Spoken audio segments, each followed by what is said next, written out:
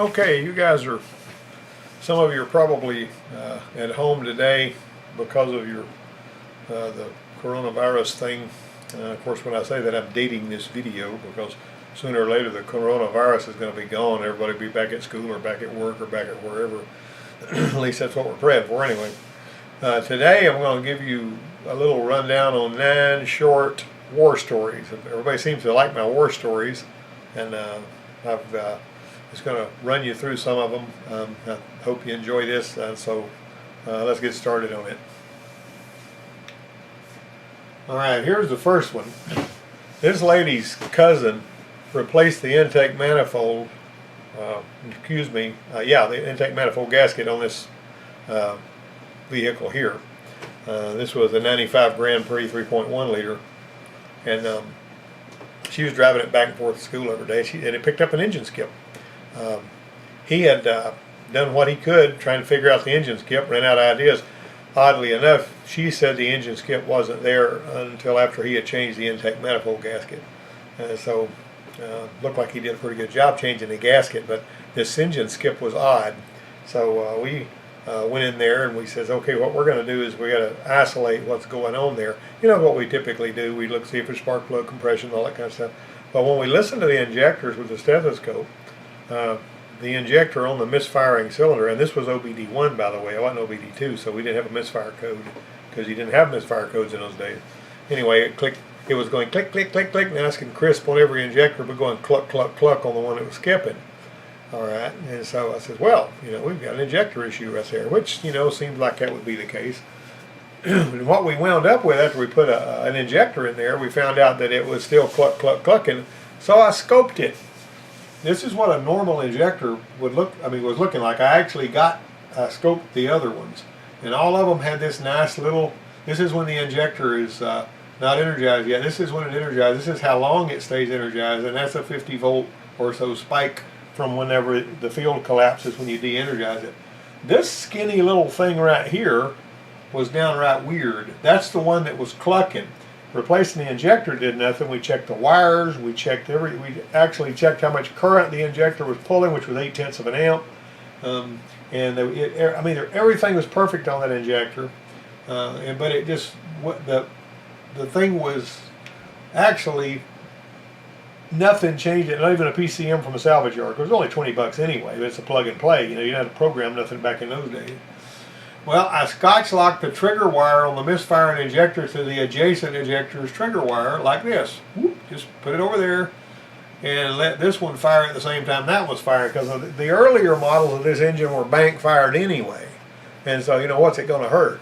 Granted, you're going to have a little issue there with the injector, the fuel having to sit there a little longer, but the point is the Pontiac ran so good, the customer just told me to leave it like that, and I did. My rationale was, I said, we're going to burn up the engine controller maybe, but we've got another $20 one laying right here, and we could get, that guy at the salvage yard told me, he said, I got a bunch of those things. He said, I'll sell any of them you want for $20 a piece. She never had any more trouble with that thing.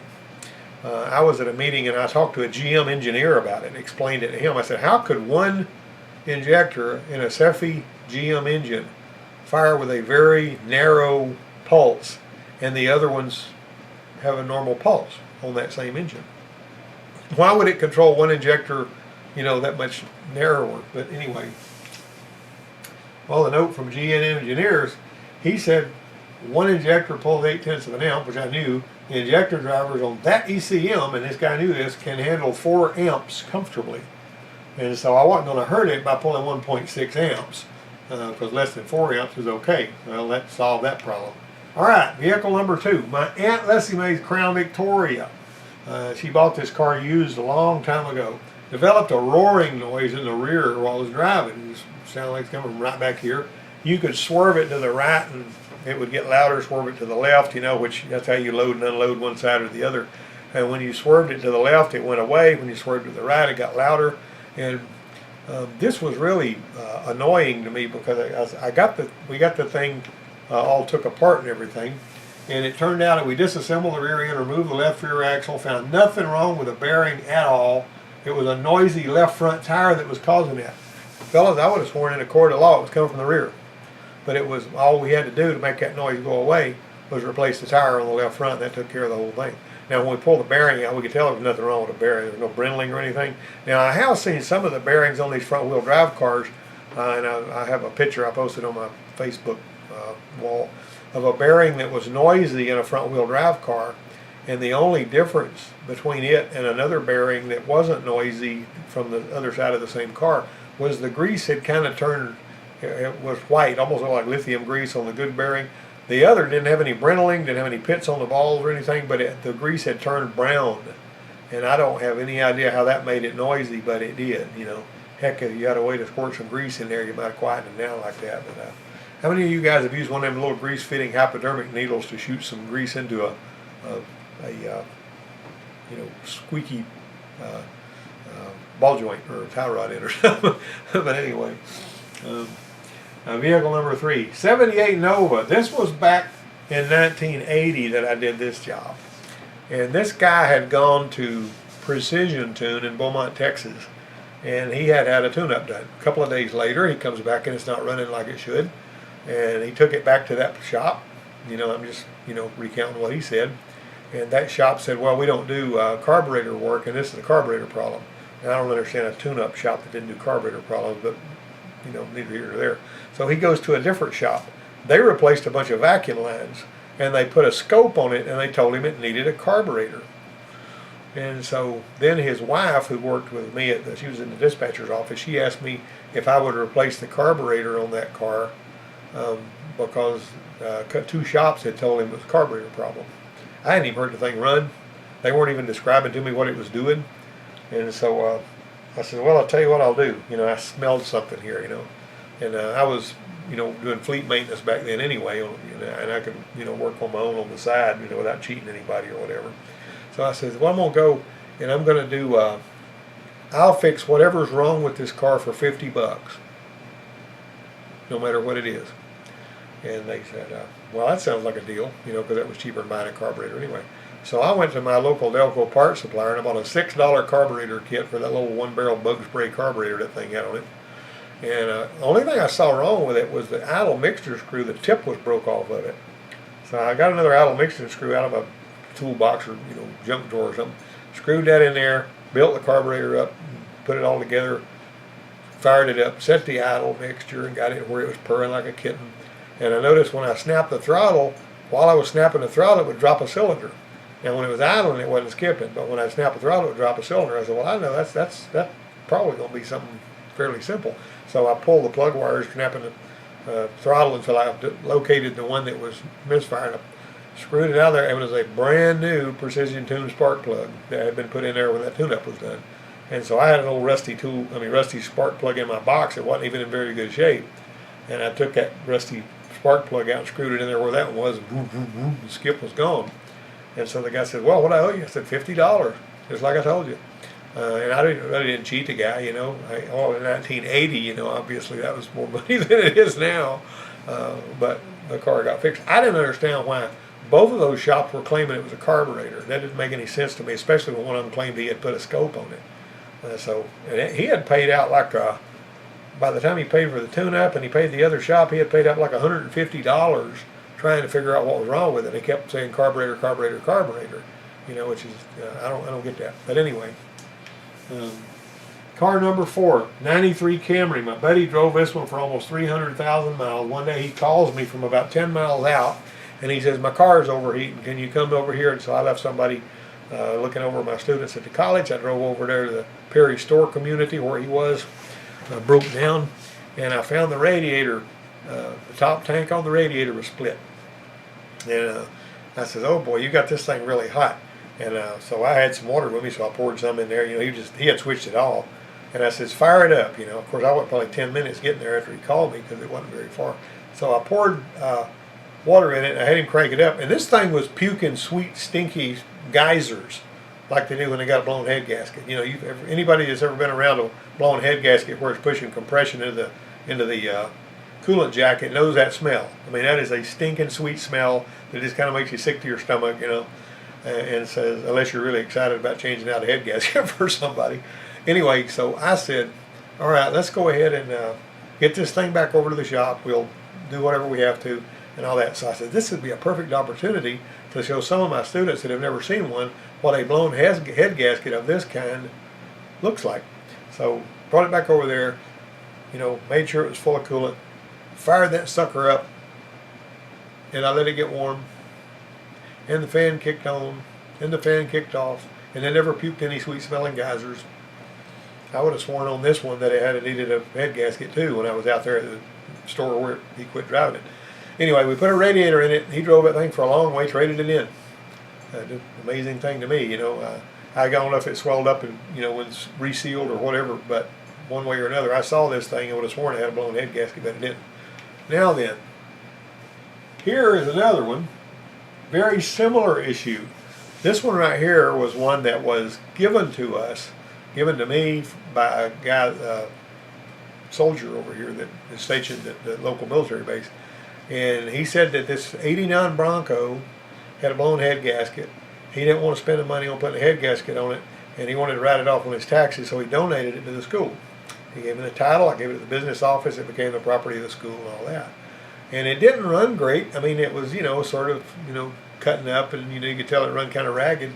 And I said, well, it's got a blown head gasket, I'd probably explain it. I didn't worry about it. We weren't going to drive it down the road anyway. We were just going to be moving it around. We were going to be working on the four-wheel drive whenever I was teaching driveline, that kind of thing. And so we got it in there one day. Well, since we cranked it up and drove it around the yard as much as we did without letting it warm up, how inevitably the spark plugs are going to foul if you do one like that, or the cylinder walls are going to get washed down, or both. And so I went ahead and had one of the students pulling the spark plugs out of it. That particular student was driving a Ford pickup. And I said, this is about like pulling the spark plugs out of your Ford pickup, isn't it? He goes, no, this is a 5.8. I got a 5.0. And I had never paid attention to that. And I looked at the top of that plenum chamber and it said 5.8. And I said, that's interesting right there, because I had noticed that this guy had a distributor cap on here that was numbered with a magic marker, with a Sharpie or whatever. And the firing order he had written on that cap was 1542638. Now, if you know anything about these Ford firing orders, that's a 302 firing order, that was pre-Mustang and all this kind of stuff. But 5.8 firing orders changed to the 137265548. And I've got those listed back here behind me on the other side of the screen. Okay, so I said, here we got an issue where this guy has wired this thing up like a 302, because apparently he had some experience with a 302, and since this one looks so much like a 302, he'd wired it up the same way. Didn't know it was a different firing order. Now, I found a trap like that on a Cadillac back in 1977. Well, I figured, I know these GM firing orders, I can do these things with my eyes closed. And I wired up the Cadillac like it was a Chevrolet, and that thing was popping out the carburetor and back through the exhaust. Just about blew the muffler off that darn car before I looked it up and found out Cadillac some different firing orders. Anyway, this particular one, when I flipped the cap over, I saw scorching on the terminal that you'll see there behind me over there, and then a couple of the terminals there. Doesn't matter which ones they were. Something wasn't right about that. So I got a new cap, new wires. I got to put new spark plugs in it. And what we did was we went ahead and wired this thing up the right way, and it ran like a brand new vehicle. And see, the point is, when we would let this one warm up, when it was wired up with the wrong firing order, it would start puking that sweet smelling stinky stuff out, just like the Camry had. And you'd think it had a blown head gasket the way it was running. But whenever we put it back in the right firing order, it never overheated again. It actually ran really smooth. And this guy actually, because he had put the plug wires on wrong and made assumptions, he assumed he had a blown head gasket, and he gave me this Bronco for no reason. That's a pretty good little story there. Another time, I was at a Ford dealership, and there was a van that one of the mechanics was working on. This guy usually did diesel work, but he was working on this van, and this thing was running kind of crazy. And I put the scope on it, and I noticed every other spark tower was really tall and every other one was short. And then he had done two things wrong. The firing order on that one was the 137265548 firing order, which is this one down here. He had put the distributor in 180 out, and he had wired it up like a 302. And it ran, but it didn't run right. You knew something wasn't right about it, but you couldn't, unless you looked a little deeper, you might think that it had some other kind of problem. But one way or another, we got the distributor in there right, we wired it up the right way, and it ran like top. That was the other time I saw something vaguely similar to that. One time I had a 350 on a stand over there, and I had this guy wire up putting spark plug wires on an old 350 Chevrolet, and this ding dong didn't understand firing order, and he just wired it up 1, 2, 3, 4, 5, 6, 7, 8, started at random with number 1, and that thing fired up and ran, but it ran terrible. I never would have expected that. All right, so this guy brought it in for a no start. This is a little HHR. He thought that it had to be something simple, and we're hoping we could get it going for just a few bucks. Now, he had been piddling with it and changing the crank sensor and doing other things and checking fuel pressure and all that, and he just ran out of ideas, so he brought it to us. Well, this particular one here, we found busted roller rockers under the valve cover. It was spinning like it had no compression, and obviously, like a lot of these Ecotech engines do, this silly thing had timing chain stuff had failed under there, and then valves had kissed pistons and all that. It was time for a motor, and so we got an engine put in that one right there. Okay, salvage yard engine came along with a couple of little changes we had to make on the engine. You know, when you buy a salvage yard engine, incidentally, it's a good idea to put that engine that you just bought on an engine stand, and it may take you a little extra time, but it can save you some issues if you put that thing through a fine-tooth comb looking for sludge. If you pull the oil pan off of one, and it doesn't take much to pull the oil pan off when you got the thing on the stand anyway, pull the oil pan off. If you see that thing loaded up with sludge, then you better clean that mess out of there. Of course, sometimes when it heats up, sludge is under the valve cover will wash down in there too, and it'll stop up that screen and start it knocking. I've seen that too many times. So we replaced the rear main seal, and we look under the valve cover and pull the oil pan off looking for sludge. Always a good idea. If you don't see a lot of sludge, then you're going to be okay. You know, a lot of these Dodge engines, they sludge up really, really bad. You have to put this $500-600 timing chain set on and all that hogwash. I've actually had them where I just pulled the intake off and did some work under there and put it back on, and the sludge that was in the intake, because you disturbed it, will melt and run down in there and clog up the wall screen. You know, that's just aggravating as all get out. The steel coolant pipe on this 98 Expedition, this is number 7. It actually, the one that goes under the intake manifold, it likes to rust out if somebody doesn't keep their cooling system serviced. This one here started leaking, and she just kept driving it.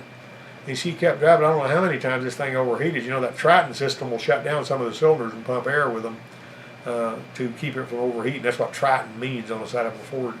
And she'd actually even done this, overheated this thing so many times she blew the head gaskets on it.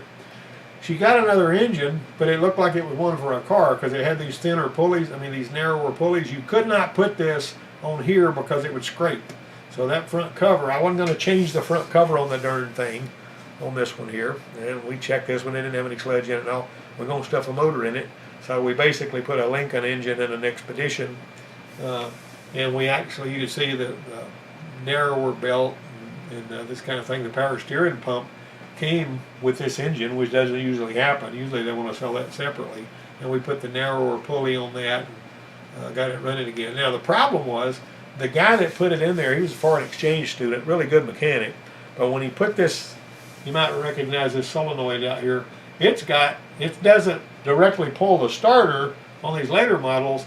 This terminal goes to the solenoid wire on the starter. He had actually put the generator wire up here, and when we cranked it up, it was doing a lot of smoking and noise and stuff, and it fried the starter because he had voltage keeping the starter engaged the whole time. And it ran enough before I got out there to see about it, so that I could tell that the starter had been fried because he hooked those wires up backwards and all. That was the only mistake he really made, though, but it was fairly expensive. We had to put another starter on it. All right, this Crown Vicky ran out of gas when it still showed a half a tank. This belonged to the college. It was one of our state cars. And this is a bolt-in sending unit. They sent new bolts with it, but for some reason, my guy wanted to go to the bolt bin, and he wanted to get something little, I think it was 5mm bolts, you know, and he just got some that would screw in there, and he used some that were too long. And whenever he screwed the bolts in there and they put gas in it, it leaked gas because he punctured the gas tank. See where this screwed in, and it made a little hanging chad back here, and if you are not really careful, you can screw in there and it'll punch right on through there. That's what happened to that one there. So we bought another gas tank. Didn't cost all that much. You'd be surprised if you go to the parts store, you can buy a brand new gas tank for a lot of vehicles for not a whole lot of money. It's really interesting how little they charge for a gas tank. It's aftermarket, and they work okay. But anyway, so well, that's what it looked like up close. You know, when that screwed through there and punched a hole in that tank. You know, this metal thing here. All right, so there we put a new tank on it. Put the new pump that we bought. It was a CarQuest pump, and we put it on there. Well, we put the quarter of a tank back in it. That was in the tank when we, you know, figured out leaking. So some of the gas had leaked out or whatever. Anyway, whatever the deal was, we only had a quarter of a tank in it and we put it back together. When they filled it up, the stupid thing had another leak. And it wasn't coming from where we poked a hole in the tank or anything. It was coming from a totally unexpected place. The O-rings around this grommet where the wires go through that mount plate weren't even there apparently, because it was just pouring gas. You can see it dripping off right there. Whenever it was, and you didn't even have to have the engine running. But when the gas was above this point in the tank, it would just run out and just leak all over the place. And so they had to get us another fuel pump to replace it to stop that last gas leak, and it didn't ever leak gas again after that. It was really strange that we caused a problem of a gas leak, thought we had fixed it. They took it, no, it's still leaking gas, and it was leaking from a different place that had nothing to do with anything we did. Just boggled my mind. Number 9, the 2001 Xterra. Okay, came in as a no start. Somebody told them it had jump time. This one is not a free spinning engine. Okay, so what do? They said, somebody told us it's jump time. So you're saying, well, so I asked the woman, I said, how many times did you try to start it? She said, oh, just once. I didn't do anything beyond that. Well, she could have still bent some valves, but if she didn't bend some valves, and we get in here fooling around trying to start it, we may bend valves that weren't bent if it has jump time. It's a pig in a poke. We don't know if it's jump time. We don't know if it hadn't jump time. So what we got to do is we got to go find out if this thing is jump time or not. Because if it has jump time, we need to fix that before we go any farther. Obviously, if it hasn't jump time, there's going to be another problem. We're not going to take a chance by just cranking it, and then screwing everything up for her. Because we kind of want to surgically repair it. We needed to have a look at the timing marks before we did anything else. When we got it apart, what you do is you line up the marks on the camshafts. And if the camshaft marks are lined up, the crankshaft mark ought to be lined up. Now you can line up the crankshaft mark and the camshaft marks maybe 180 out. So I like to go to the camshaft, line those up, then look at the crank. Anyway, long and short of it was, this was lined up, that was lined up. Let's look at them a little closer. See, that was perfectly lined up, that was perfectly lined up, and that was perfectly lined up. So we had not jumped time. Now that we're in here with this high mileage vehicle though, let's go ahead and put a timing belt on it and a water pump. Go ahead and knock that out, get it behind us while we're there. Let's go ahead and replace the seal too. Well, the thing about it is, that seal, I don't know if you ever changed one of those on one of those Xterras, it's an aggravating little sucker, because that seal kept trying to roll the lip on it, and I didn't want to leak. So I got this old cap plug from an old engine that we had changed out. That came, you know how they cap plug all the ports and holes in the engine and all. I found one just the right size, and I cut the middle out of it, and I stuck it on here, and used it as a seal protector like you would if it was an automatic transmission, you see. Worked like a charm, but we still had a no start. Alright, the spark coming out of the distributor was come and go. Sometimes it would spark, and sometimes it wouldn't. We got no spark from the towers on the cap, so with the cap off, we checked the coil. On the first spin, there was no spark. On the second spin, spark was popping, put the cap back on, the engine fired up and ran like new. That doesn't mean it's okay, though. If it quit one time because of this, it's probably going to quit again, so we need to do something different. We need to put a distributor in there. Incidentally, this one has a crank sensor. So you might think, well, if it's got a crank sensor, the crank sensor is probably reading the sparks coming and going. Not on this one. This is a morphodite. The crank sensor is only used for misfire detection on this particular platform. On just about every other vehicle I've ever seen that had a crank sensor, going back to 1983 and before that, you know, the Lincolns and stuff had those. The crank sensor was going to be the heart of the ignition system, and it would not fire without it. This one here, you can unplug the dadgum crank sensor and it will still run because everything's in the distributor. Now, we'll tell you this, if you ever have a distributor mounted coil, you'll see usually the two terminals that are going to the coil, you know, the one that the negative terminal that triggers it, and then you'll see the other one that's hot. What I used to like to do is I would hook my Tesla at the ground, and I'd pull the distributor cap off. And my rule of thumb on checking these is I like to hook a regular, low impedance test light and hook it up to the trigger wire, the tack wire if you will, on the coil, and spin it over and see if it pulses. You'll see it pulsing. If that light is pulsing but the coil is not firing, you've got a coil issue. Now you're going to be robbing a little bit of the current flow out of the windings, but still, if you see it pulsing but you move your test light and it's not firing, that's a coil problem. And sometimes you'll see that. On this particular one here though, we basically put a distributor in it. We set the timing. You had to set the timing on this one by turning the distributor because everything was in the distributor. It was an optical distributor if I remember right. But anyway, we got that one there and we took care of it. Now there's the crank sensor, an aggravating little sucker to get to too, is way back there in the back. And of course, you know, you had to go down in there and get on the bolt. You know, it's kind of in there at an angle. That's the end of the slideshow. I hope you enjoyed those 9 little short war stories as much as I enjoyed telling them. And I've got a lot more where these came from.